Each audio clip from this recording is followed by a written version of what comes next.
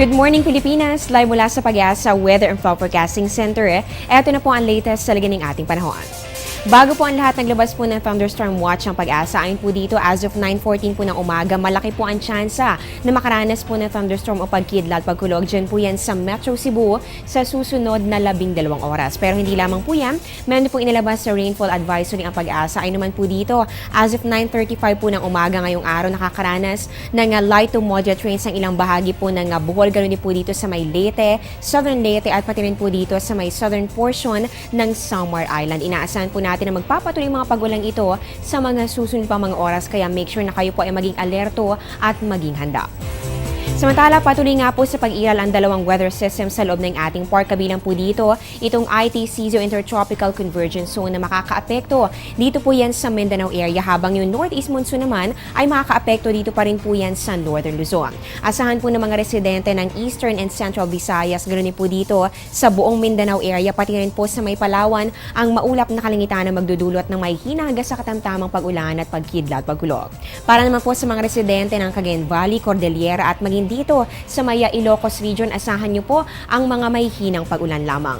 At para dito sa atin sa Metro Manila at sa natitirang bahagi pa ng ating bansa, makakaasa naman tayo ng bahagya hanggang sa maulap na kalangitan na mayroong posibilidad pa rin ng mga pulo-pulo lamang ng mga pag-ulan o pagkidlat, pagkulog. So ito po ang binabantayan po nating weather systems dito po sa ating park ngayong araw. Papaano naman kaya sa mga susunod pa? Alamin po yan sa aming pagbabalik.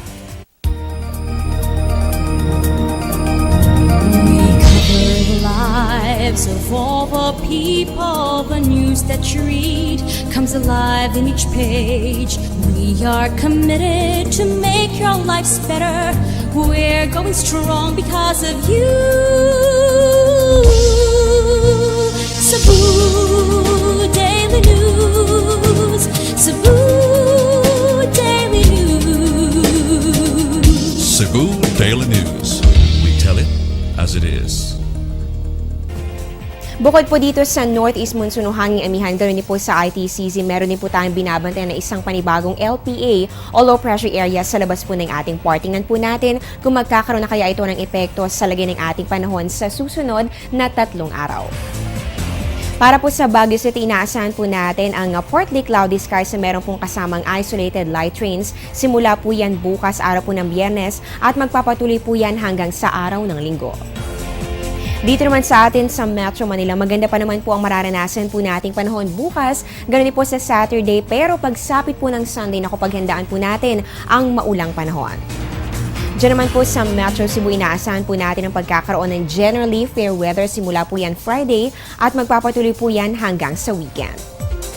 Check naman natin sa Metro Davao, inaasahan po natin ang papakita naman si Haring Araw, paghandaan na lamang po ang mga isolated cases ng rain showers or thunderstorms simula po yan Friday hanggang sa Sunday.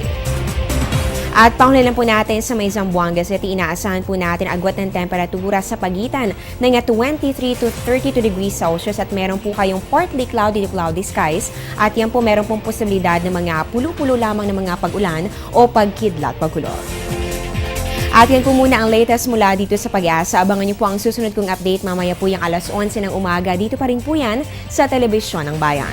Ako po ang inyong weather lover, Amor La Rosa, na nagsasabing ang taong handa at may nahon, kayang lagpasan ang hamon ng panahon. Good morning po sa inyong lahat.